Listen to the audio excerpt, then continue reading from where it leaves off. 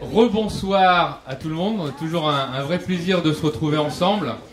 Alors c'est la première fois que dans une soirée Réseau des réseaux, on filme cette soirée. Hein.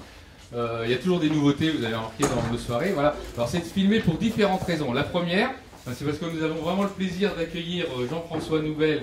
Je vais revenir sur le parcours de Jean-François. Et nous sommes ce soir dans l'économie du don contre don, donc de la coopération. Et parmi le contre-don à la venue gracieuse de Jean-François ce soir, il nous a demandé de pouvoir utiliser la conférence qu'il va avoir avec nous ce soir. Voilà. Et du coup, j'en profite pour vous présenter Philippe Tinet, que je connais dans le cadre de Sol France, qui est également passé par Team Factory. Donc Team Factory, c'est des méthodes pédagogiques qui nous viennent de Finlande et qui permettent de créer son propre business en s'appuyant sur les autres. Il y a une phrase célèbre que j'aime beaucoup rappeler, c'est qu'on apprend seul, mais jamais sans les autres. Voilà. Et Team Factory, c'est exactement ça. Et donc Philippe, ce soir aussi, exceptionnellement avec nous, et dans l'économie du don. Voilà, donc je vous remercie Jean-François, merci Philippe, d'être avec nous ce soir. Voilà. Alors Jean-François, quelques mots sur Jean-François. Bon, vous avez lu le pitch détaillé que je vous avais proposé. Donc Jean-François, déjà, c'est la première fois qu'il intervient à la SNCF. Voilà. Donc Jean-François est fondateur du CIRI. Alors, je vous donne la traduction en français. Hein. C'est l'Institut de recherche en intelligence collective. Voilà. Jean-François a été, dans un passé plus ancien, a été un des cofondateurs de AOL. Voilà. Jean-François a été dirigeant de plusieurs boîtes de high-tech. Et depuis une dizaine d'années, il est à plein dans l'économie du don. Alors on a un point commun avec Jean-François, c'est que nous sommes des aventuriers. Voilà. Jean-François et moi voyageons beaucoup, comme beaucoup le savent. Voilà. Et voilà en ce qui concerne Jean-François. Voilà. Alors donc cette soirée autour de l'intelligence collective, mais aussi de l'économie du don. Et on voit que c'est quelque chose qui est de plus en plus prégnant. Ça fait très plaisir de me trouver là parmi nous. Effectivement, premier contact autre que client avec la SNCF, donc ça fait très plaisir, parce que forcément on ne peut pas rester indifférent à une entreprise telle que la SNCF. Voilà, donc je vais partager ce soir pendant 45 minutes, une heure, enfin on va voir, ma passion, l'intelligence collective, hein, ce qui m'anime, ce qui me fait lever le matin, et puis me coucher le soir assez fatigué mais content. Et je vais en parler à différents niveaux. D'abord, je vais essayer de partager avec vous quelques fondamentaux de cette intelligence collective. On en parle comment, ça sert à quoi, comment on décrit ça.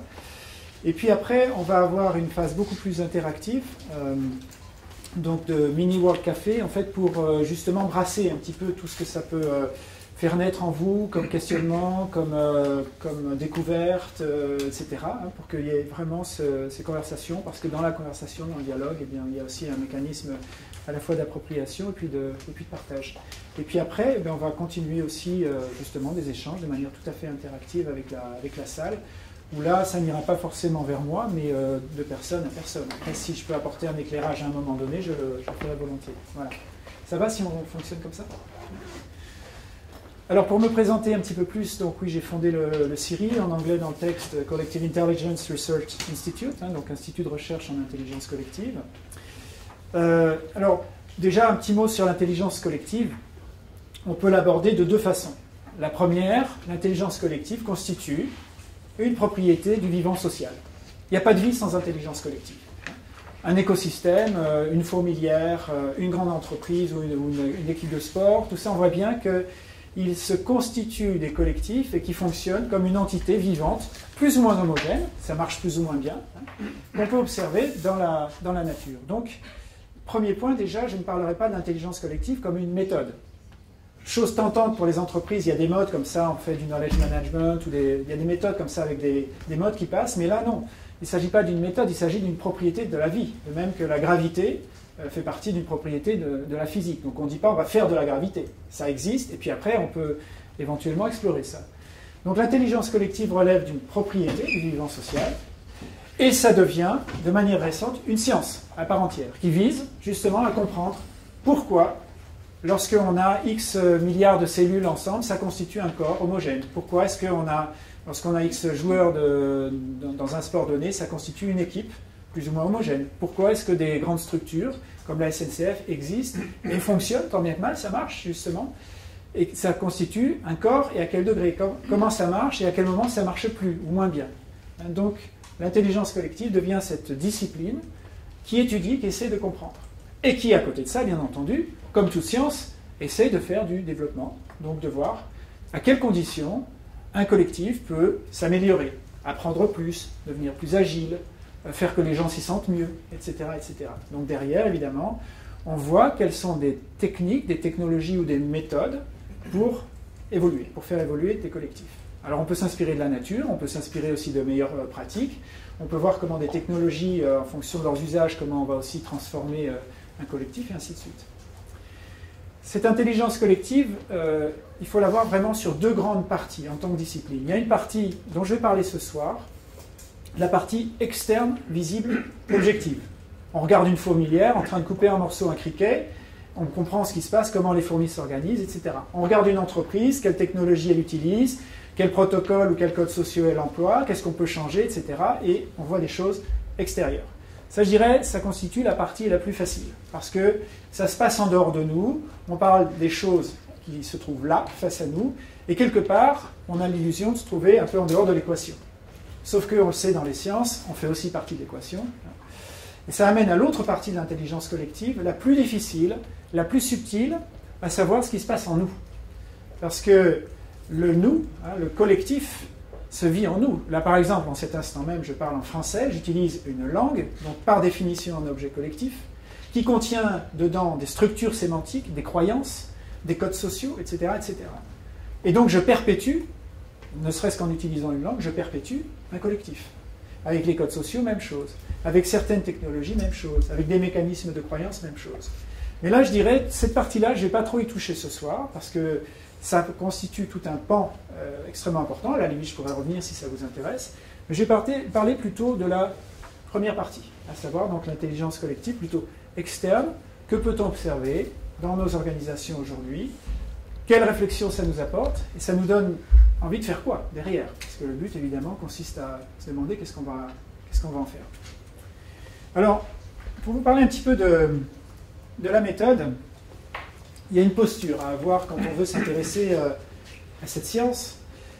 Une posture que je trouve dans cette citation que j'aime beaucoup, voilà, qui dit « L'arbre qui tombe fait plus de bruit que la forêt qui pousse ». J'aime beaucoup cette citation, elle m'inspire à chaque fois que je la lis. L'arbre qui tombe fait partie de ce qu'on appelle les signaux forts. Signal fort, on entend un grand crack, ou bien si on voyait aussi on entendait une vitre se casser ici, on tournerait tous la tête pour voir ce qui se passe. On a ce câblage en nous qui nous amène à détecter ce qu'on appelle des signaux forts, en tout cas pour nous. Si une vitre se casse ici, peut-être que l'araignée au fond de la pièce, elle ne bougera pas, ça ne constitue pas pour elle un signal fort. Néanmoins, on a un câblage biologique qui justement nous permet de survivre. Je veux dire, il y a une question de repérer des dangers à travers des signaux forts. Donc s'il y a un bruit, une rupture de continuité, on appelle ça un signal fort. Intéressant de constater que chez l'humain, notre narratif, la façon dont nous racontons nos histoires, par exemple, qu'avons-nous fait dans la journée, comment avons-nous vécu nos vacances, etc., ou l'actualité, se séquence autour des signaux forts. Quand on ouvre un journal, quand on écoute le journal de 20 heures, on a quoi? On a un séquencement de signaux forts, tel braquage, une guerre ici, un accident là, etc., les faits divers, et ainsi de suite. Et donc le narratif collectif chez l'humain se constitue essentiellement autour de ce séquencement. Ce que j'observe aussi pour justement voyager beaucoup et rencontrer beaucoup de grands dirigeants dans le monde, je vois aussi que leurs mécanismes mentaux, leurs mécanismes de prise de décision, dirigeants et comités de direction, enfin les gens qui prennent des décisions, s'organisent aussi essentiellement autour des signaux forts. Maintenant, si je veux voir cette forêt qui pousse, je vais devoir avoir une posture tout à fait différente. Je vais déjà devoir aller m'installer dans cette forêt, quasiment m'asseoir et méditer. Je veux dire vraiment me laisser pénétrer de millions de signaux faibles, entendre les chants d'oiseaux, voir comment se passe l'humidité, les champignons, les mousses, les arbres, comment ça évolue, etc. Alors oui, il y a toujours des arbres qui tombent. mais je vais devoir avoir une posture tout à fait différente qui notamment me demande d'investir du temps. Du temps et une présence, une ouverture, d'ouvrir toutes mes portes de perception. Et au bout d'un moment, une expérience va se produire. Il y a quelque chose qui va littéralement se révéler à moi. Pas parce que j'ai fait un effort intellectuel de rapprocher les choses, simplement il y a un moment, il y a the big picture, toutes ces petites pièces du puzzle là qui se mettent ensemble et il y a quelque chose qui arrive et waouh, il y a une forêt qui pousse. Mais vous voyez, avant de voir cette forêt qui pousse et cette réalité plus grande, qui inclut les arbres qui tombent, mais cette réalité plus grande, j'ai dû passer du temps à me nourrir de signaux faibles. Et l'intelligence collective et ce que je fais aujourd'hui m'amène justement surtout à observer le monde au niveau des signaux faibles. En gros, je ne passe pas beaucoup de temps devant le journal de 20 heures ou la presse qui nous rabat les oreilles de signaux forts, mais plutôt d'aller détecter toutes ces petites tendances, une petite start-up qui développe telle technologie à tel endroit, des tribus qui se constituent à droite à gauche, etc. Et de voir que petit à petit, il y a une évolution de notre société, une évolution de notre espèce qui se joue actuellement, et on se trouve en pleine transition. Mais quand on vit dans le monde des signaux forts, on ne le voit pas. Donc voilà, je vous invite déjà à réfléchir à cette posture, parce que quand on construit qu'on dirige ou qu'on mène une entreprise, eh bien, nos vies se séquencent essentiellement autour des signaux forts. Combien de temps mettons-nous justement à nous immerger dans des signaux faibles pour que d'autres réalités, d'autres potentialités se révèlent à nous? Voilà un petit peu l'essence du travail que je mène aujourd'hui. Je vais vous parler maintenant de faire un petit tour, on va dire, des grandes formes d'intelligence collective, justement, pour voir comment ça fonctionne. Parce que première chose aussi, comme dans toute science, on va commencer à classer les choses. À classer les choses et puis aussi à créer un langage. Alors là aussi, chose très importante, dans toute science, dans toute discipline, on a besoin d'un langage spécialisé. On ne fait pas rouler des TGV avec le langage ordinaire. Ça ne marche pas. Il faut un langage spécialisé. Sinon, ça fonctionnerait de manière un petit peu approximative. Pareil pour les avions, etc. On ne va pas faire de l'ingénierie sociale, à savoir amener une réflexion très profonde sur la façon de construire nos organisations, de savoir quelle technologie on va mettre, sans avoir aussi un langage très précis de l'ingénierie sociale. Jusqu'à présent, on a fonctionné dans des structures par défaut. Elles se faisaient comme ça. Une petite entreprise, elle a telle structure, une grande entreprise, elle prend telle autre structure, la société fonctionne de telle et telle façon, et on ne voit que ça. On se vivait un petit peu comme le poisson dans l'aquarium. Mais aujourd'hui, avec Internet, on se trouve à disposition des moyens extraordinaires de créer des collectifs très différents les uns des autres, et de pouvoir nous réagencer, nous recombiner en fonction de certains objectifs qu'on peut atteindre. Autrement dit, de faire des organisations extrêmement agiles et extrêmement polymorphes, où on sort complètement déjà des notions anciennes de définition de poste, toutes choses comme ça. Je vais en parler un petit peu.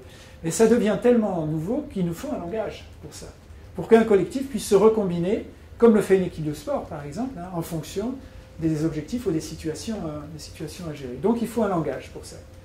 Et ce langage, donc, je vais commencer à le parler un petit peu, à vous nommer notamment quelques grandes formes d'intelligence collective. Il y en a une centaine, donc on va les passer en revue toutes ce soir, il paraît. Je vous rassure, il y en a 4. Ça va aller assez vite. Je vais commencer par la plus ancienne. Vous voyez donc un banc de poissons ici. Cette forme d'intelligence collective, on l'appelle l'intelligence collective en essaim. En essaim, pourquoi? Parce qu'on a un grand nombre d'individus, des poissons, des fourmis, des grands troupeaux, des termitières, des ruches, des vols d'oiseaux. Si vous avez des grands nuages d'oiseaux, vous avez des dizaines de milliers d'oiseaux, qui ont tout en commun le fait déjà d'avoir un grand nombre d'individus, et que l'individu, finalement, au sein de ce nuage-là, n'a pas une très grande liberté. Le poisson, finalement, il nage avec les autres. La fourmi, elle fait son boulot d'ouvrière ou de reine, quoi que ce soit. Pareil pour les abeilles, etc. Quand on regarde les grands troupeaux aussi, ça cavale dans un sens, et pareil, il n'y a pas une liberté extraordinaire. Mais à l'échelle collective, ça accomplit des choses absolument incroyables. Une fourmilière a une intelligence, une adaptabilité, une résilience absolument étourdissante. Quand on se plonge vraiment comment fonctionnent les fourmis, par exemple, ça devient vraiment très étonnant. Alors question, est-ce que ce type de configuration, l'intelligence collective en essaim, est-ce que ça existe chez nous, les humains, dans notre espèce? À votre avis? Oui. Des idées, Ce qui est étonnant, c'est que si c'est les foules, Ouais. c'est généralement moins intelligent de toutes les formes d'action collective, puisque ça s'aligne sur le niveau le plus bas. Alors, les troupeaux qui vont se jeter dans un ravin, oui, etc., oui. c'est la même chose aussi. Bien sûr, mais on va voir de toute façon que dans chaque forme d'intelligence collective, quelles ont leurs forces et leurs faiblesses. Comme tout corps constitué, il y a des choses qu'elles savent bien faire, et d'autres, ça ne se passe pas très bien, effectivement. Mais chez nous, on a des contextes comme ça. Là, vous avez une photo magnifique du marathon de New York. 10 000 personnes là, qui se mettent à courir. Alors évidemment, si on se trouve là, ici, il n'y a pas un choix énorme. Donc par circonstance, on se trouve dans un contexte assez limité. Par circonstance, alors que la fourmi, par exemple, c'est plutôt par design, par structure de son corps. Un autre contexte qu'on connaît bien, et certainement pas plus tard qu'aujourd'hui pour certains d'entre nous, ça. Le trafic. Alors, évidemment, quand on se trouve enfermé dans sa petite charrette, là, ici, on se dit, bon Dieu, ça n'a pas l'air très intelligent, tout ça. Il n'empêche que ça remplit et ça vide une ville comme Paris 2 fois par jour. S'il fallait planifier ça, imaginez s'il fallait planifier le remplissage de Paris, on fait une équipe, là, on se fait une task force, là, une équipe, et on se dit, voilà, on va organiser dans X temps le remplissage de la ville de Paris. Vous imaginez le nombre d'années de travail que ça nous demanderait, et encore arriverions-nous à un résultat équivalent? Certainement pas. Donc on voit que ça a certaines capacités, mais effectivement, au niveau individuel, ça limite énormément la liberté. Voilà pour l'intelligence collective en essaim. Vous avez ensuite, chez l'humain, là, nous on va se retrouver beaucoup plus là-dedans. Deuxième forme d'intelligence collective, qu'on appelle l'intelligence collective originelle, justement. On vient de ça. Savoir des propriétés un petit peu inverses. Un petit groupe, donc là on n'a pas des milliers ou des millions d'individus, mais avec des individus très individués, justement. On va trouver donc des groupes de taille qui vont aller de quelques individus à quelques dizaines d'individus, mais après, quand on passe dans des nombres plus grands, ça y est, ça change. On commence à passer dans d'autres formes. Je précise au passage que je me fais des catégories, mais il y a un continuum, ça ne fonctionne pas en noir ou blanc ou en binaire. Et si je transpose ça sur un contexte plus humain et plus contemporain, je vous invite à regarder cette image, que j'aime beaucoup. Observez un petit peu ces joueurs de jazz. Qu'est-ce que vous avez envie de dire?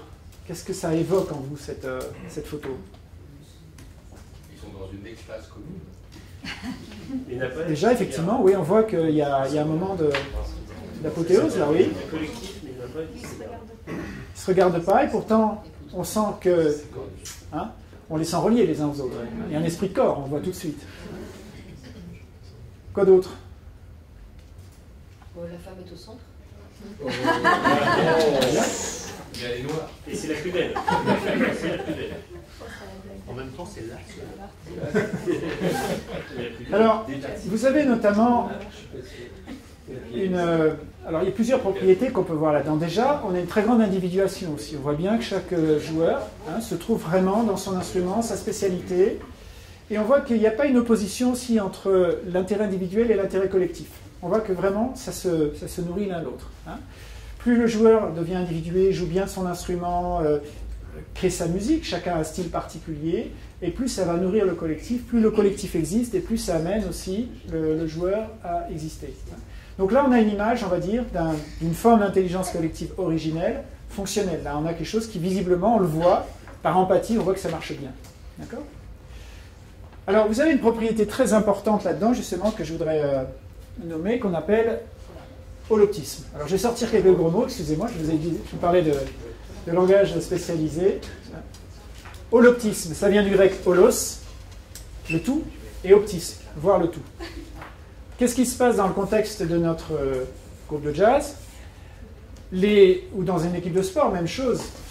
Ce qui fait un bon joueur de sport ou un bon musicien touche à 2 qualités. La première qualité, effectivement, il doit bien jouer le ballon, bien jouer son instrument, la qualité technique. L'autre qualité consiste à ce que le joueur ou le musicien se sente parfaitement relié au tout.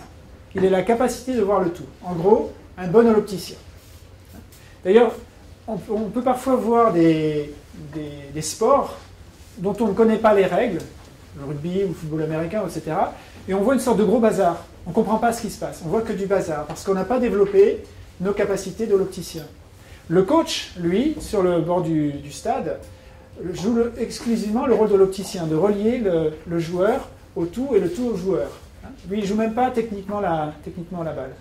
Donc vous voyez, ce qui va faire la cohésion d'un groupe, et là je vais vraiment revenir souvent sur cette propriété, le fait que l'individu puisse voir le tout, et qu'il y ait une relation de miroir entre l'individu et le tout. Ça va, vous me suivez? Oui. Vous verrez, cette question devient très importante parce que dans toute organisation, on peut se la poser cette question. Si l'individu ne voit pas le tout, comment va-t-il pouvoir construire un travail en cohésion avec ce tout? L'autre stratégie qu'on a touche aux chaînes de commandement. Effectivement, à ce moment-là, on a des joueurs ou des acteurs en aveugle qui vont obéir à une chaîne de commandement, enfin plus ou moins aveugle, et on n'a plus l'holoptisme. On a ce qu'on appelle le panoptisme. Je vais revenir dessus. Et ça va, ça vous semble clair cette notion? Ça devient une notion centrale dans toutes les organisations de savoir comment on va développer l'holoptisme. Ça va? Alors, troisième forme d'intelligence collective, ce qu'on appelle l'intelligence collective pyramidale. L'intelligence collective originelle, je vais juste revenir un petit coup avant dessus. Pardon. Quelle limite elle peut avoir, cette intelligence collective, justement? À quel moment elle ne peut plus marcher? Eh oui, déjà. Si on rajoute 20 musiciens de plus, ça ne marche plus. On ne connaît pas de sport non plus avec 35 joueurs. C'est pas faire. C'est qu'à un moment, le nombre devient justement, crée une explosion de complexité et on ne sait plus faire. Donc première limite, le nombre. Et deuxième limite... La volonté d'être ensemble? Non. Oui, mais je veux dire, même si on avait des joueurs qui ont envie de fonctionner ensemble, on aurait cette limite aussi de la distance. À savoir qu'il faut que les joueurs ou les acteurs se relient sensoriellement les uns aux autres. Le référentiel commun.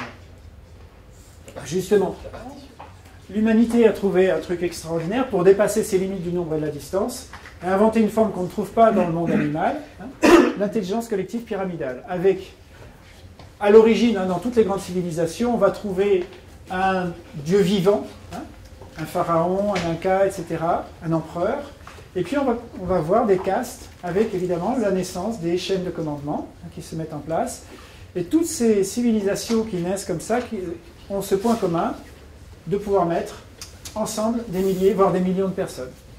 Donc la grande force de l'intelligence collective pyramidale consiste à mettre ensemble un grand nombre de personnes. Avec des technologies, une technologie centrale. À votre avis, quelle pourrait être cette technologie centrale, justement, qui permet à l'intelligence collective pyramidale d'exister?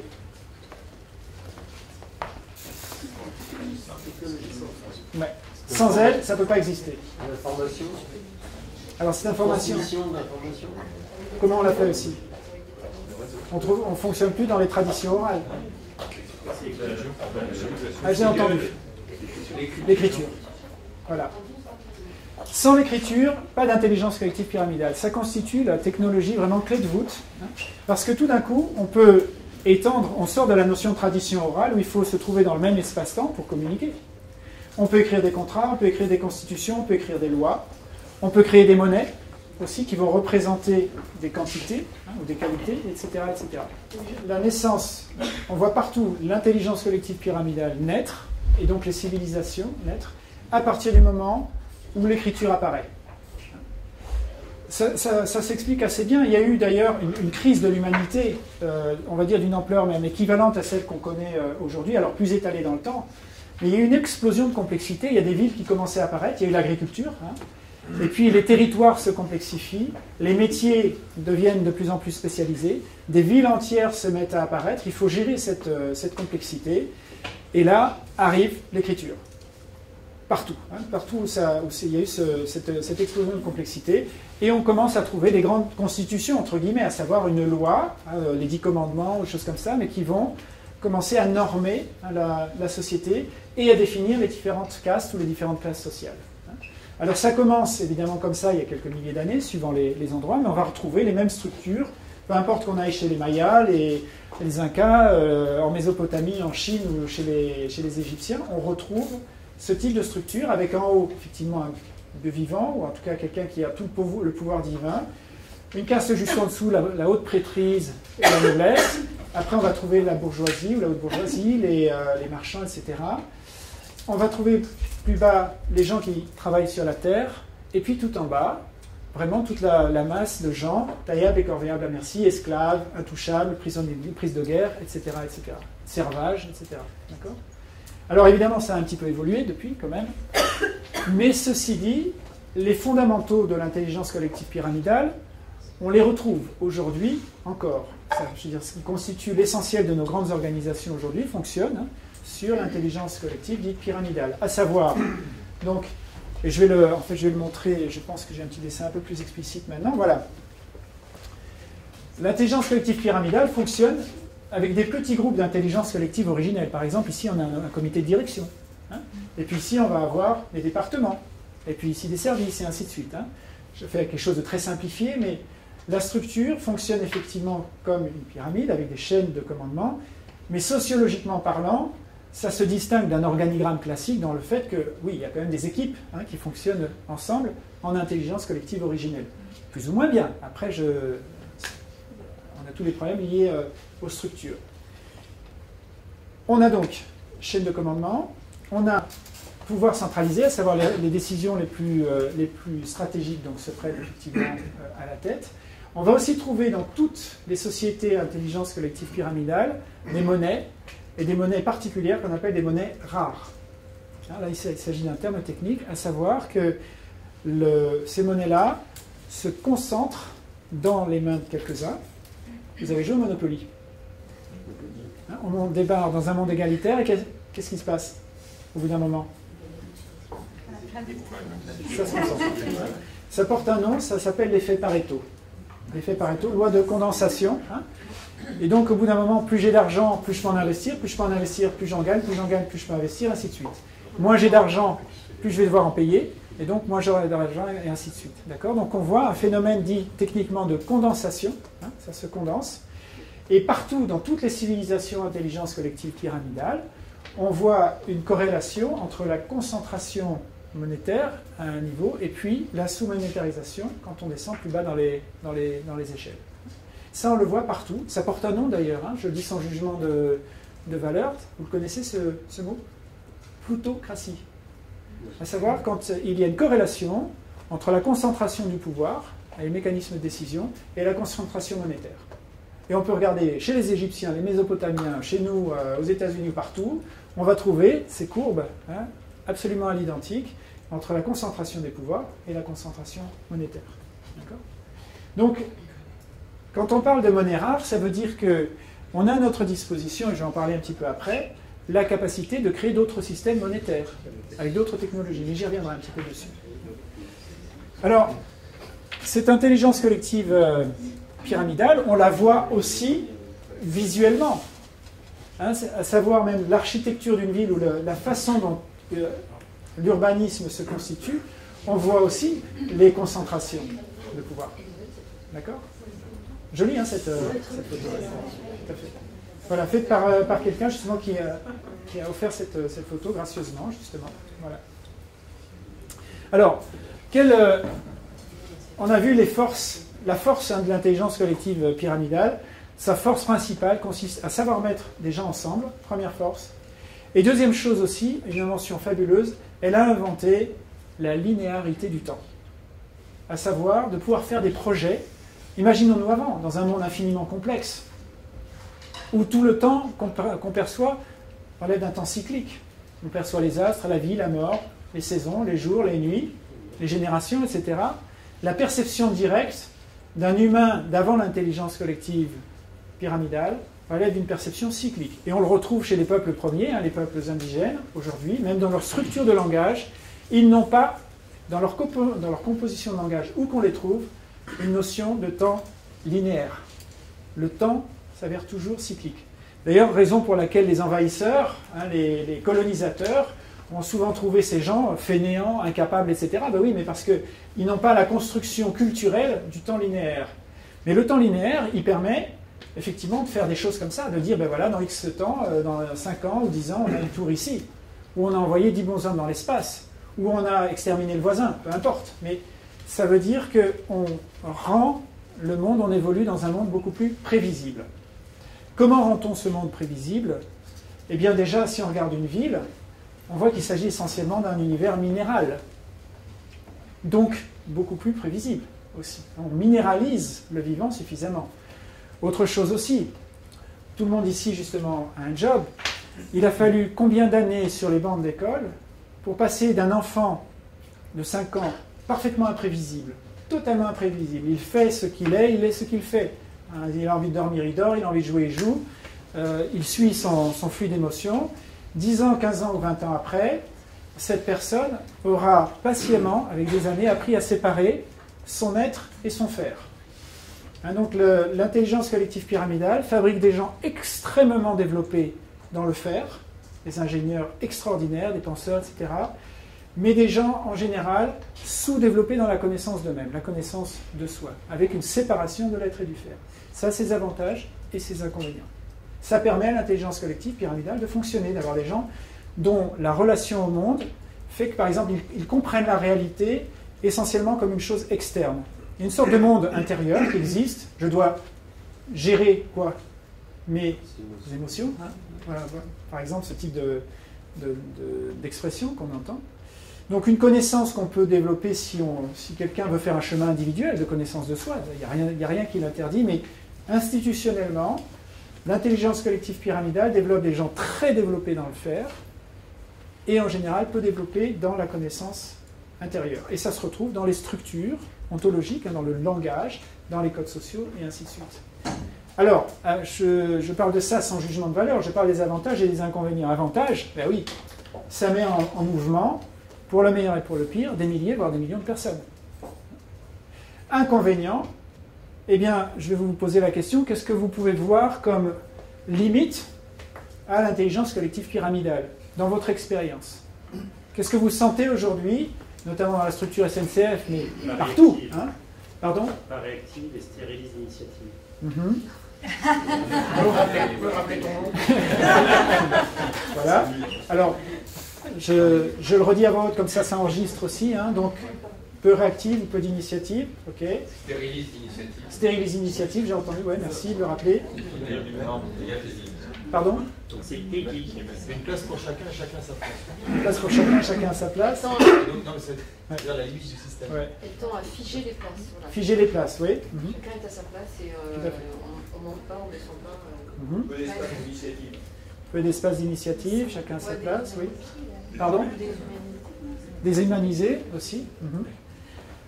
On peut mettre un point positif, Oui, là pour l'instant, attention, on parle des limites.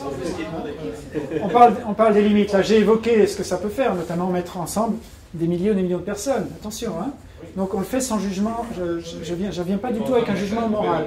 Hein. Donc on observe un corps collectif, ce qu'il peut faire, ce qu'il ne peut pas faire, ou ce qu'il fait moins bien, tout simplement. Voilà. Là, donc, je vous pose la question plutôt sur les limites que vous ressentez. Peut-être une inertie, hein, le côté linéaire, qui est une chaîne de décision assez lente. Oui. Ou l'incompréhension du sens. Oui. Ça, c'est trop loin. Alors, voilà, pour construire dessus, on a notamment quitté l'holoptisme. On fonctionne dans ce qu'on appelle le panoptisme. Hein. Le panoptisme, voilà. Si on imagine ça.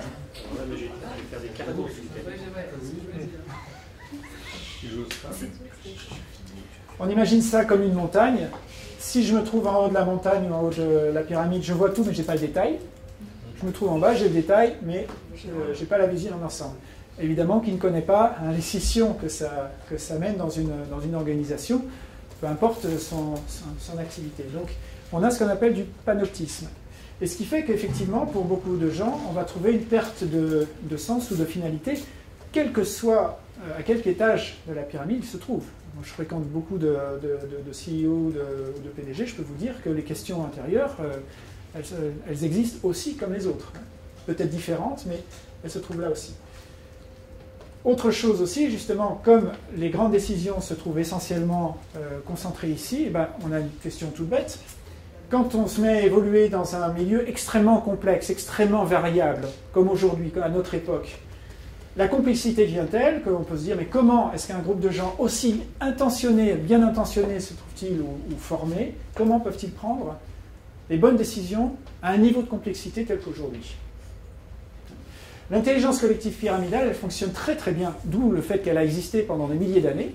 Elle fonctionne très bien dans des environnements stables. Là, elle arrive à affiner ses process, à créer une efficacité. Mais il arrive un moment, effectivement, où il y a une telle complexité aujourd'hui dans notre monde qu'on vit un peu la même chose que ce qu'a connu l'intelligence collective originelle. Elle atteint ses limites. Il y a notamment une complexité systémique aussi qui s'installe. Il y en a beaucoup. Et donc ça multiplie encore la complexité. Et donc il va falloir trouver autre chose après. Et en même temps, donc les limites, quand elles se présentent vraiment en dur, là, le mur arrive, eh bien c'est là aussi que se présentent les sauts d'évolution. Mais pour les comprendre, il faut aller voir la forêt qui pousse. Parce que quand on vit dedans, on voit que les arbres qui tombent. On voit toute la souffrance au travail qu'il y a, les décisions impossibles à prendre, je veux dire, toute la perte aussi de finalité, parce que, bah oui, je me trouve là, mais j'ai envie de développer mon être et d'accorder mon faire à mon être. Bah oui, mais l'entreprise ne m'offre pas cette finalité, je me trouve dans un poste interchangeable. Enfin, il y a plein de choses comme ça qui se passent.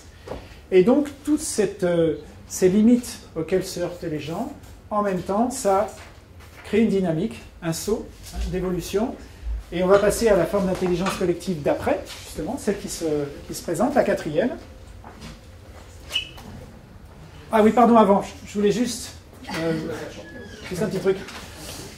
Ici, on a ce qu'on appelle, j'allais l'oublier ça, on a ce qu'on appelle des graphes de complexité, ou en anglais ce qu'on appelle Social Network Analysis, l'analyse des réseaux sociaux.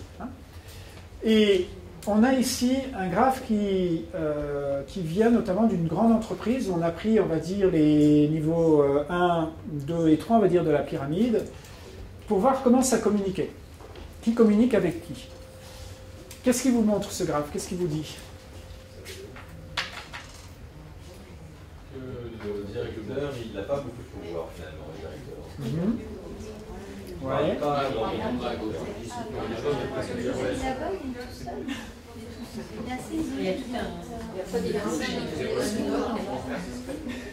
Et il y a un gros paquet de l'inconnu. Il a du potentiel, c'est-à-dire. My name is nobody. C'est pas gros sexe, faut le voir. Alors, déjà, on voit qu'on a une structure en silo, là. Là, on voit qu'il y a des tas de parties qui ne communiquent pas avec d'autres parties. Déjà, la première chose, je crois, qui saute aux yeux, c'est vraiment, on voit des zones qui communiquent avec d'autres zones, et puis aussi des grandes séparations. On a typiquement une structure en silo. Donc même en regardant un graphe comme ça, avec un peu d'expérience, on peut dire, tiens, on a une structure intelligence collective pyramidale. Typiquement. Donc ça montre, on va dire, que son câblage intérieur, si on s'apparentait à des petites cellules ou à un corps, etc., on voit que c'est un câblage encore assez rudimentaire, et qui montre effectivement que ça a des limites dans la réactivité. Ça a aussi un codage en dur. Effectivement, il y a des postes qui sont installés comme ça, mais ça a peu de capacité de se recomposer, contrairement notamment à une équipe de sport. En intelligence collective originelle, on la voit sans cesse se recomposer. Mais grâce à quoi? Grâce à l'holoptisme notamment. S'il y avait du panoptisme, ça ne marcherait pas. Donc, vous voyez, on voit les forces et les faiblesses. Si on regarde maintenant un graphe des nouvelles formes d'intelligence collective, et là, je passe à la quatrième forme, qu'on appelle l'intelligence collective holomidale. On passe du pyramidal à holomidal, encore une fois, holos, holistique, le grec, le tout. Alors, on manque un petit peu de grain ici, mais quand on a ça passe un petit peu difficilement sur un projecteur, mais quand on a la photo avec vraiment le grain, on voit des milliers de petits filaments ici. Ça connecte quasiment un petit peu partout. On voit tout de suite, dans l'analyse des réseaux sociaux, que là, on a une structure différente. Alors, qu'est-ce que vous avez envie de dire sur cette structure en la voyant? Quelle différence vous voyez? Il n'y a pas de centre. Ouais. Tout le monde est au même niveau. Ça diffuse. Ouais. Il n'y a plus de hiérarchie. Et ça? Il y a des points de convergence. Il y en a certains qui sont quand même. Oui, il y a Il y en a des plus lumineux que d'autres. Il y en a qui sont plus lumineux. Il y a des binômes, quoi. Il y a des binômes de relations. Alors, en français, dans le texte, on a des hubs, en fait, des gens qui vont, en fait, qui deviennent des points de passage. Souvent, dans cette écologie qu'on va voir, justement, ces structures holomidales, on a des gens qui ont des rôles plutôt de passeurs ou de connecteurs. Tiens, on en connaît un ici, notamment. Si tu te trouvais sur un graphe comme ça, tu aurais, toi, certainement, beaucoup de tu ferais partie certainement d'un de ces points là où ça converge beaucoup, parce que ton rôle à toi, justement, dans l'organisation, consiste à connecter ou à faire passer. Alors qu'une autre personne qui n'a pas forcément beaucoup de liens, elle, peut-être se trouve dans un savoir-faire spécialisé. T'auras ton enveloppe. Voilà. Fais gaffe quand même.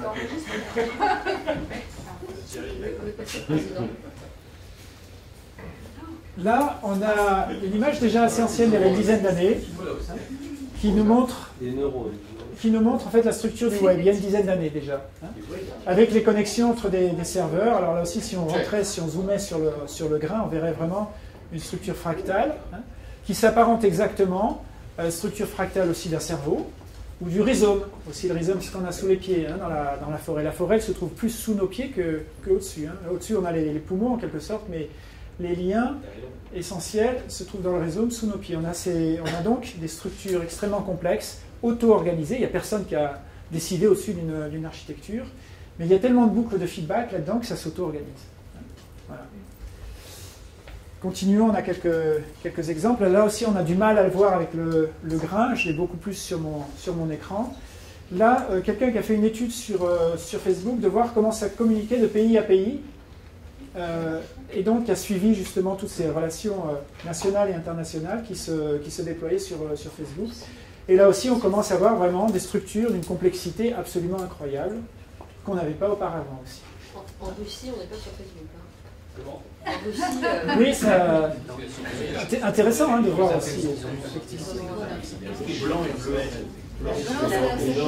Ça devient blanc quand ça se concentre beaucoup. Voilà. Il y a beaucoup de bleu qui s'ajoutent et ça devient blanc. Et on voit que l'Est américain connecte plus. New York. Voilà. Et puis la bande ouest de la Californie, absolument. Et donc l'holomidal, là, c'est la capacité à... Alors on va y venir justement. Mais déjà, simplement intuitivement, pour voir, là par exemple, il y a mon réseau Facebook. Alors sur mon ordi, ça peut devenir interactif, où il y a des noms là qui s'allument. Ça date d'il y a quelques années. Si je présentais aujourd'hui mon réseau Facebook, il faudrait, je pense, 6 ou 7 fois la surface de ce mur, de tout ce mur, pour arriver à avoir quelque chose. Et ça montre là aussi à l'échelle individuelle la complexité des liens qui se mettent en place, en sachant qu'une grande partie de ces liens, en sociologie, on appelle ça des liens faibles. La majeure partie des gens, je les ai jamais vus, je les rencontrerai jamais, et pourtant, il y a un certain flux d'informations qui se manifeste. Et à certains moments, des liens peuvent s'activer pour une raison ou une autre. Voilà. Donc déjà, on voit qu'on n'a plus des structures organisées comme le pyramidal, on le voit directement sur des graphes. Et on voit apparaître dans cette intelligence collective holomidale de nouveaux écosystèmes aussi. Ça fonctionne beaucoup moins sur la définition de postes, donc codé en dur dans la structure de l'entreprise, que sur des émergences. Et on commence à avoir des études de sociaux vraiment très claires, très ficelées, et qui nous montrent des rôles comme ça qui émergent. Mais qui émergent plutôt de la personne, savoir où la personne, organiquement, va avoir envie de se diriger, où se sent-elle bien. On voit par exemple qu'il y a des gens qui vont assimiler des tas de connaissances. Ils agrègent des tas de trucs et ils savent restituer au collectif des tas de choses. On voit des gens des pathfinders, donc des explorateurs, des gens qui vont chercher des choses nouvelles. Ils se sentent bien là-dedans, donc ils vont voir des nouvelles possibilités. On a des gens qui connectent justement les personnes entre elles. Ils adorent mettre ensemble des gens, les regrouper pour qu'il y ait une explosion d'idées.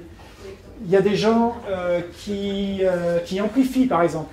Eux vont vraiment faire du buzz et faire passer les messages qui leur semblent importants. On a aussi des disrupteurs.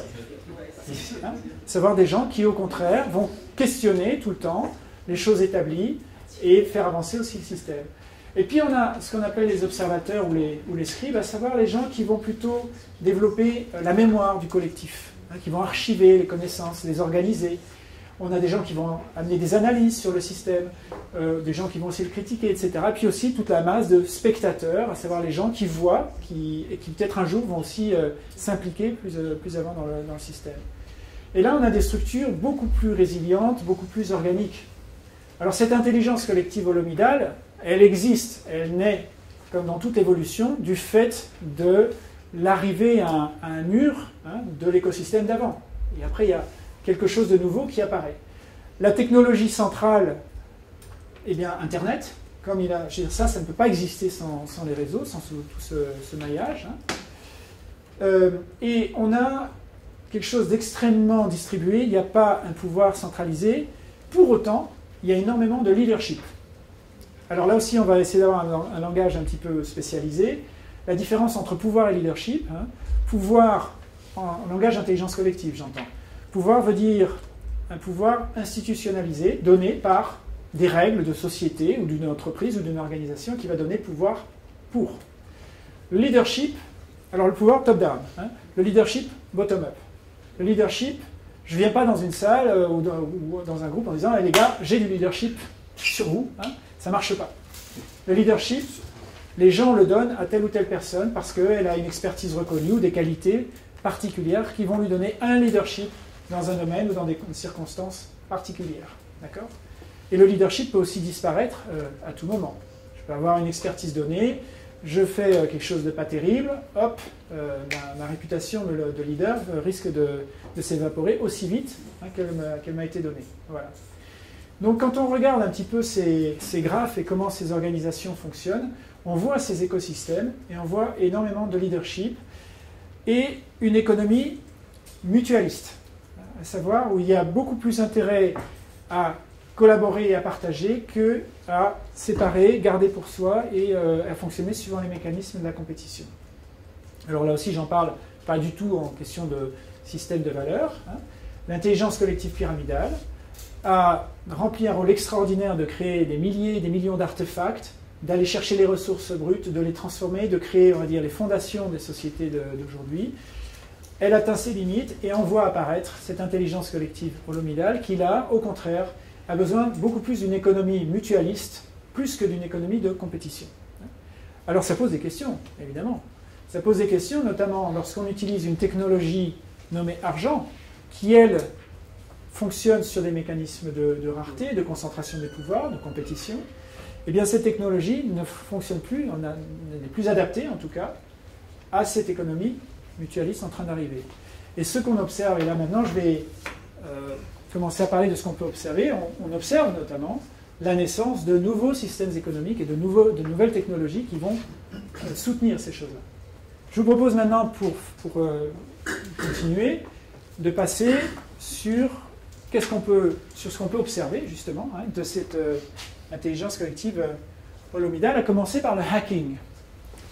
On entend souvent le terme de hacker comme des bandits, etc., mais le terme technique, on va dire, si on veut le traduire littéralement, bidouillage.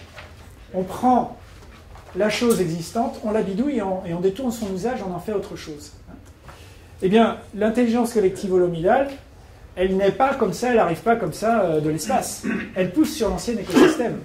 Donc ça veut dire qu'il y a en grande partie un détournement des usages originels de l'intelligence collective pyramidale pour des usages qui vont servir l'holomidal. À commencer par Internet. Internet, pourquoi a-t-il été fait au départ? Par qui? L'armée. Au départ, il s'agissait de faire un mécanisme résilient de communication. Hein. Si un point nodal se fermait, eh ben, ça passait par autre chose. On voit aujourd'hui déjà le premier hacking possible, Internet en tant que tel. Mais on va voir quelques exemples. Notamment, qui a entendu parler du crowdsourcing. Crowdsourcing, donc les full crowds, où on commence à voir maintenant des collectifs qui vont imaginer un produit ou un service, en plus le concevoir, en plus le construire, le tester et le soutenir. On passe dans des économies extrêmement circulaires. La notion linéaire d'avant du monde de l'intelligence collective pyramidale. On disait, on a des fournisseurs ou un supply chain en amont, des ressources, et puis en aval, on a un marché, et on voit le monde comme ça de manière linéaire. Celle-là a fait long feu. Quand on regarde maintenant, on a des analyses très très fines, notamment des réseaux sémantiques, à savoir toutes ces tribus de gens qui se constituent autour de thèmes particuliers, des communautés de pratiques, des communautés d'intérêt, des communautés de valeurs, etc. On s'aperçoit qu'il y a une reconstruction de tout le tissu social de la société et qui nous amène vers des économies complètement circulaires. À tel point que les artefacts fabriqués par les industries vont très très vite aussi devenir complètement distribués, on va le voir. Je reviendrai dessus. Ça porte un nom notamment, enfin ça a plusieurs noms. On parle de marché conscient, on parle aussi d'économie de l'expérience. Je pourrais développer un peu plus tard si vous avez envie. Alors, à titre d'exemple notamment, il y a des gens qui ont posé la question, tiens, un village, une ville, ils ont besoin de quoi tous en commun? On va faire la liste de ce que n'importe quelle ville, n'importe quel territoire, ce dont il peut avoir besoin. Eh bien, ils ont besoin de quoi? Ils ont besoin de fours, ils ont besoin d'outils de levage, ils ont besoin de véhicules, ils ont besoin de transformer de l'énergie, etc. Donc, ils ont besoin de faire des briques, ils ont besoin de cultiver. Donc, il y a tout un ensemble comme ça d'objets. Ils se sont dit, est-ce qu'on peut les faire en open source et les fabriquer avec des objets qu'on peut aller acheter chez le roi Merlin du coin. Voilà. Et ils ont réussi. Je veux dire, maintenant, on peut se construire un tracteur en open source, une machine de levage, ou fabriquer des briques, ou faire des fours, etc., avec des outils qu'on va acheter dans le commerce, en open source. Ça coûte parfois 10 fois, 15 fois, 30 fois moins cher. Voilà un exemple. Donc ça se distribue, la connaissance se distribue. Qui aurait pensé ça il y a quelques années encore? Autre chose aussi dans la naissance des marchés conscients. Qui connaît Good Guide? Non. Alors, Good Guide, ça nous vient des États-Unis, ça va débarquer en Europe très très vite. Hein. Ils sont en train de passer les accords finaux, je les connais, les fondateurs. Hein. Sur n'importe quel smartphone aujourd'hui, je vais dans une grande surface, j'ai mon smartphone, je vois un produit, je scanne son code barre, et dans la seconde qui suit, j'ai un rapport qui arrive, qui va me donner une note globale sur le produit, santé, qui peut se fractionner en santé, environnement et social. Le produit a-t-il été fabriqué dans des conditions sociales correctes? L'environnement, ça donne quoi? Pour ma santé, ça donne quoi? Donc ça veut dire que déjà, lorsque l'acte d'achat a évolué d'une notion de rapport qualité-prix, tout simple, comme avant, pour passer vers une multidimensionnalité de la richesse. À savoir, ces notes environnementales, les OGM, le bio, etc., etc. Tout un ensemble multifactoriel qui va m'aider à me déterminer par rapport à l'acte d'achat du produit. Et là, on commence à parler de marché conscient, justement. Ces notes-là, derrière, je peux aller voir chacune des études, tout le protocole, ensuite en ligne, hein, si je veux aller sur Internet, qui amène, parce que chacune de ces notes se fractionne elle-même, parfois en plusieurs dizaines d'analyses et d'études à disposition. Donc pour vous dire à quel point ça évolue rapidement. Ça va? C'est bon, ça m'amène à clarifier une chose ici. Hein. Je ne viens pas en tant que VRP du futur. Donc je ne viens pas pour vendre un futur radieux, etc. Tout ce dont je vais vous parler, est-ce qu'il y a des dangers? Oui. Totalement. Comme toute chose dans le futur. Est-ce qu'on a répondu à toutes les questions? Non, loin de là. Ça va poser des tas de questions, des tas de problèmes. Ça va nous coller les jetons. Voilà. Donc forcément, oui. Alors justement, question là-dessus. Qu'est-ce que vous verriez en point commun entre ces trois objets?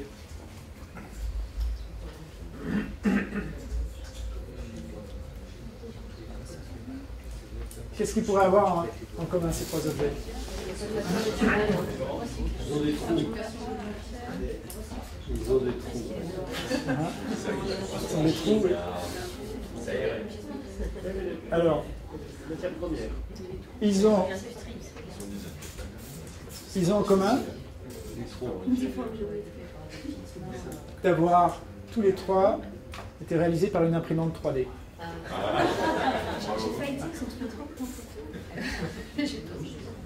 Pièces en métal, en résine ou autre, en fait, vous allez voir, ça commence déjà, alors aux États-Unis, ça constitue une véritable explosion, les imprimantes 3D. l'impact que ça a, on n'imagine pas encore l'impact sociétal. On passe tout d'un coup de l'usine à intelligence collective pyramidale qui manufacture des choses complexes à des modèles complètement distribués. En gros, si j'ai inventé ça sur mon ordi avec mon imprimante 3D, je peux mettre en open source ou vendre le plan de ça, et vous, à l'autre bout du monde, vous pouvez l'imprimer et le fabriquer et l'utiliser chez vous. Ça veut dire donc que ce qui va circuler, en fait, les objets vont essentiellement se téléporter, entre guillemets, puisqu'ils pourront devenir fabriqués sur place. Alors, ces imprimantes 3D deviennent maintenant tout à fait abordables pour le particulier, essentiellement des imprimantes qui vont faire des objets en résine ou dans des plastiques plus ou moins durs, avec différentes matières. Mais il faut savoir que des boîtes comme Airbus, par exemple, se mettent à fabriquer des pièces d'avion, alors plutôt pour du remplacement ou du prototypage, parce que ça n'a pas encore de caractère rentable pour la production à grande échelle, mais pour vous dire que la 3D ne relève pas simplement d'un peu de plastique chez soi. Le MIT commence à fabriquer des pizzas avec ça, donc très utile, mais pour voir comment on peut fabriquer aussi des aliments. Il faut savoir aussi qu'à l'avenir, le secteur médical commence à travailler sur la reconstitution d'organes. Et là, pouvoir refabriquer des organes justement de manière extrêmement fine, cellule par cellule, parce que ça travaille au micron près. Voilà. Donc, pour vous dire un petit peu l'évolution qui se met en place. Combien de temps encore? Vous allez voir aussi l'apparition, là, vous avez une créativité absolument incroyable sur les drones. Ce qu'on appelle les quadricoptères ici. Ça, c'est de l'open source aussi. Mais vous avez maintenant, on commence à en voir des petits comme ça. Et on va en voir des plus en plus petits jusqu'à même les nanotechnologies, qui vont aussi pouvoir fonctionner en essaim, pour le meilleur et pour le pire aussi. Je mets ces inventions-là, elles ont tout en commun le fait qu'elles apparaissent de manière distribuée. Pas simplement l'invention pour l'invention, mais elles apparaissent de manière distribuée. Pareil pour le solaire aussi. Le solaire, avant, il fallait que si je faisais du solaire, je devais le faire sur ma maison ou mon terrain. Mais aujourd'hui, il y a des modèles économiques qui font que je peux acheter une brique, ou un panneau ici qu'on va installer on ne sait où. Mais je vais investir dans des surfaces de solaire comme ça qu'on va poser sur des bâtiments publics ou des lieux qui peuvent le recevoir. Et là aussi, on a le système des crowds. Ça vous dit quelque chose? Ça ressemble à des Lego? C'est le jeu. Ça, c'est un jeu vidéo de mon fils. Alors, mon fils qui a 12 ans, il joue. Ça s'appelle Minecraft. Jeu de Lego en ligne en quelque sorte. Mais il se trouve à construire des cités entières avec d'autres gamins dans le monde entier, à prendre des décisions de gouvernance ensemble, parce qu'il y a tout un ensemble de règles physiques et technologiques autour de ça, beaucoup plus complexe que le Lego d'ailleurs. Mais donc on a des gamins qui s'habituent à de la gamification, donc à de la ludification, pour résoudre des problèmes complexes ensemble, au travers d'interfaces comme ça qui vont simuler quelque chose. Mais il faut savoir que les mécanismes de prise de décision vont fonctionner aussi de cette façon-là demain. Et là aussi, donc ça veut dire que ça met ensemble énormément d'acteurs, et là il fonctionne en contexte non plus panoptique mais holoptique. Il n'y a pas une chaîne de commandement là-dessus. Et pourtant, il réalise des choses extrêmement complexes. Voilà un petit peu ce qui se passe et ce qu'on peut observer. Alors, je vais maintenant finir en vous posant justement, en revenant sur quelques points pour vous aider dans vos questionnements aussi. Par exemple, effectivement, dans l'organisation, dans la SNCF, où se trouve l'holoptisme? Est-ce qu'il y a moyen de faire évoluer l'holoptisme? Parce que plus on va faire de l'holoptisme, plus on va avoir des gens individués et autonomes, moins on va avoir besoin de chaîne de commandement, et plus on va avoir une structure agile, forcément. L'holoptisme permet ça. D'accord? Première question. Donc je reviens à mon groupe de jazz. Je voulais vous montrer aussi d'ailleurs au passage, vous verrez si ça veut bien marcher. Ouais, regardez, une autre structure holoptique là en foot, où ça nous montre la réalité des joueurs, ce qu'eux, ils voient en tant qu'holopticiens. Nous, on a l'habitude de les voir jouer techniquement le ballon, mais là, ce petit reportage essaie de mettre en avant quelle perception ils ont. Et la question, puisqu'on voit ça dans une petite structure, là, deux équipes qui jouent ensemble, comment pourrions-nous avoir, justement, des moyens, des interfaces qui vont faire qu'on peut faire des choses aussi complexes avec un très grand nombre de personnes. À savoir, quel que soit mon rôle dans ce collectif, je sais ce que je peux faire. Et ça va se trouver au croisement de ma personnalité et de mes compétences, bien sûr, et de ma perception du tout. Voilà, question sur l'holoptisme. Autre chose aussi, les objets liens. Dans le foot, justement, qu'on a vu, ça pourrait être quoi l'objet lien? Oui, le ballon. Hein. On retire le ballon, ça se passe plus très bien. Voilà. Alors l'objet lien constitue un objet circulant hein, autour duquel on va s'actualiser sans cesse. Le ballon va là, on va changer notre configuration, il va là, on va changer, etc. Il va chez l'adversaire, on change notre tactique, et ainsi de suite. Dans une entreprise, évidemment, on a des objets liens plutôt immatériels hein, ou symboliques, et pluriels en plus, il n'y en a pas qu'un seul.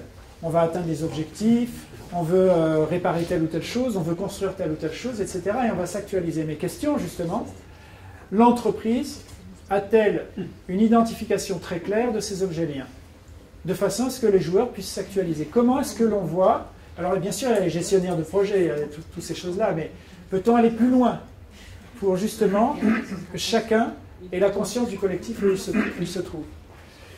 Vous avez 3 types d'objets liens. Premier type d'objet, on appelle ça les objets miam-miam. Objet miam-miam, en gros, unissons-nous pour attraper cet objet. On est une bande de loups.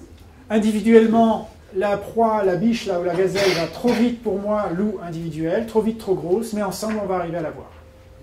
On veut gagner de l'argent, ensemble, on va créer une start-up, etc. Et ensemble, on va y arriver, et ainsi de suite. On veut de la gloire, de l'argent, etc. Mais quelque chose qu'on veut acquérir. Objet miam-miam. On va se coordonner pour l'avoir. Hein. Vous avez deuxième type d'objet, ce qu'on appelle les objets monstres. Unissons-nous contre. Hein. Unissons-nous contre. Il y a un danger, il faut que nous entrions en cohésion pour gérer cet objet circulant dangereux. Donc le gros matou qui arrive, le tigre, etc. Mais en même temps, chez l'humain, un des plus vieux trucs politiques qui consiste à inventer un objet monstre pour assembler les masses ensemble. Alors, il y a eu pendant une époque les blocs de l'Est, notamment. Il s'est effondré. On a remplacé par quoi? L'islam, le terrorisme, etc. Il y a certainement d'ailleurs quelques terroristes, j'imagine.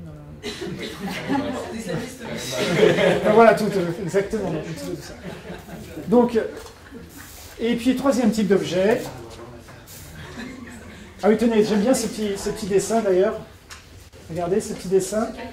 Voilà, où on a justement ce qu'on appelle une polarisation symbiotique, à savoir, vous voyez, d'un côté, ils disent, voilà, on a engagé 100% de notre attention et de nos ressources pour battre les terroristes, disent-ils d'un côté, et puis de l'autre côté, ils répondent victoire. Voilà, on a exactement réussi ce qu'on voulait, qu'ils mettent toute leur attention justement dans cette polarisation. La polarisation symbiotique, on la trouve dans patronat-syndicat, presse-pouvoir, droite-gauche, etc. Où finalement, mis face à face, chacun devenant l'objet monstre de l'autre, on a un système extrêmement stable, qui évolue peu. Et on a un troisième type donc, d'objet lien, ce qu'on appelle objet art. L'objet art, eh bien, là, on crée quelque chose. On crée quelque chose. Quand on dit, par exemple, on veut faire un train le plus beau du monde et qui va à 300 à l'heure ou 500 à l'heure pour les suivants et ainsi de suite, là, on crée un objet art. À savoir, on s'approprie quelque chose. Parce que dans les objets monstres et les objets miam-miam, on fonctionne toujours en réaction. S'il n'y a plus nos braves communistes, il faut vite inventer quelque chose. Ils ont leur existence propre. Donc, art et miam-miam, on fonctionne en réaction. Pardon, miam-miam et monstre, on fonctionne en réaction. Et art, on fonctionne en création. Et là, on a une véritable appropriation. Donc, d'où la vision, etc. Donc, question maintenant. Voilà. Question pour l'entreprise et l'organisation apprenante.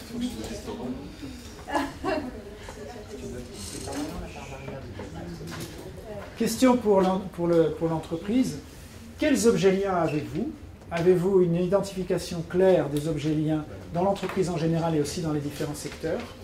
Quels objets ont une nature monstre, miam-miam, ou art? En sachant que cette nature ne leur appartient pas intrinsèquement, il s'agit plutôt en général du rapport qu'on a à ça. Hein? Si je vois une vague de 10 mètres qui m'arrive dessus, je peux dire, ah, la vague, elle va m'écraser, objet monstre, ou je peux apprendre à surfer, et avoir un plaisir fou à la surfer. Donc, mais pour apprendre à la surfer, il faut que je développe des techniques pour ça. Donc, le rapport qu'on a avec les objets, notamment est-ce qu'on en fait des objets monstres ou miam-miam ou art, touche aussi à notre capacité d'apprentissage, justement, pour changer la relation avec ces objets. Donc, question, quels objets liens avez-vous? Ensuite, les richesses. Alors là, les richesses aussi, tout un sujet, je vais passer vite dessus, j'ai conscience du temps, mais les richesses, on a pris l'habitude dans le monde de l'intelligence collective pyramidale à parler de richesses plutôt matérielles. On voit un collectif, on va parler de marché, par exemple, des choses qui circulent d'un point A à un point B, une personne A, une personne B, et ainsi de suite. Mais si on faisait une séance de brainstorming, les richesses, ça vous pourrez le faire aussi un jour, quelles richesses y a-t-il à l'endroit où vous travaillez, à la SNCF ou dans votre secteur ou votre département? Et vous allez voir que vous allez nommer certaines richesses dites matérielles, à savoir donc des richesses échangeables qui peuvent aller d'un point A à un point B, 1 kilo de patates, des kilowatts, de l'essence, enfin des choses qui ont une forme matérielle, qui circulent. Mais vous avez aussi des richesses mesurables. Mesurables, par exemple, la qualité d'une chose produite qui sort d'une chaîne de fabrication, le temps que des gens puissent se donner les uns aux autres dans des formations, un turnover. En fait, à chaque fois qu'on met en place un protocole de mesure et que, voilà, on peut mesurer objectivement, indépendamment de l'observateur, une richesse. Mes taux sanguins, par exemple, on applique un protocole, on fait une prise de sang, et je peux considérer ma santé physiologique aussi comme une richesse, et ainsi de suite. Donc de voir dans l'entreprise quelles richesses vous pouvez objectivement mesurer, mais qui ne se vendent pas ou qui ne s'achètent pas. Mes taux sanguins, je ne peux pas les vendre ou les acheter. Un turnover dans une entreprise ou un quotient de qualité dans une chaîne de production, ça ne se vend pas ou ça ne s'achète pas, ça se mesure. Et puis vous avez des richesses dites exprimables. Et là, on rentre complètement dans le subjectif. À savoir, vous demandez aux gens, aimez-vous votre environnement de travail? Avez-vous confiance dans l'entreprise? Avez-vous confiance dans demain? Est-ce que votre écosystème, vous le trouvez sympa? Et ainsi de suite. Donc, quelle réputation donneriez-vous à telle ou telle personne? Et ainsi de suite. Ou quelle réputation vous donne-t-on? Que ressentez-vous? Et là, il s'agit de choses complètement subjectives. Ont-elles moins d'importance parce qu'elles ont un caractère subjectif? Certainement pas. Elles ont énormément d'importance, ces richesses. Et donc, question pour l'entreprise, pour la SNCF, quelle conscience avez-vous de vos richesses?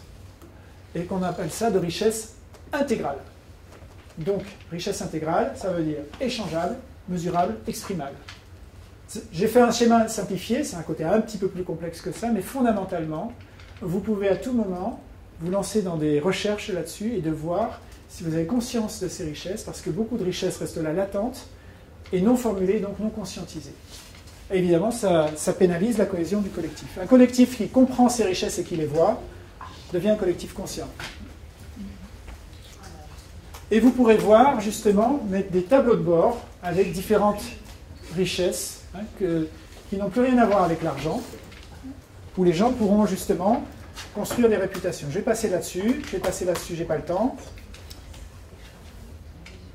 Juste pour finir, voilà, avec 3 questions maintenant. Première question, quelle conscience avez-vous de toutes les tribus et de tous ces réseaux sociaux et ces maillages qui existent, et en interne et en externe? On a l'habitude dans les entreprises de faire des catégories socio-professionnelles, enfin des découpages, tout ça, qui n'ont plus de réalité sociale et sociologique aujourd'hui. Ça fonctionne suivant des modes, des structures fractales extrêmement différentes. Et on a des outils qui existent aujourd'hui, évidemment, pour avancer là-dessus, des outils sémantiques notamment. Première question. Deuxième question aussi. Les pionniers chez vous, est-ce que vous les identifiez, vous les soutenez? Est-ce que l'entreprise a des pionniers, à savoir des gens qui vont vraiment vers l'avant et qu'on soutient inconditionnellement? Voilà. Je n'ai pas la réponse, je ne connais pas encore suffisamment, mais question. Et puis troisième chose, je finirai là-dessus, je vous ai dit qu'il y a dans l'intelligence collective toute la partie intérieure, le nous dans le jeu. Quel espace y a-t-il aussi dans le collectif pour le développement personnel, pour que les gens apprennent à bien se connaître et se connaissant bien apprennent aussi à développer justement des techniques de relation, d'engagement avec les autres? en faisant évoluer leur langage, en faisant évoluer les codes sociaux aussi, etc. Il y a tout un ensemble de techniques à disposition qui permettent d'amener des évolutions dans le collectif absolument phénoménales. Voilà. Je vais arrêter là. Merci. Merci Jean-François.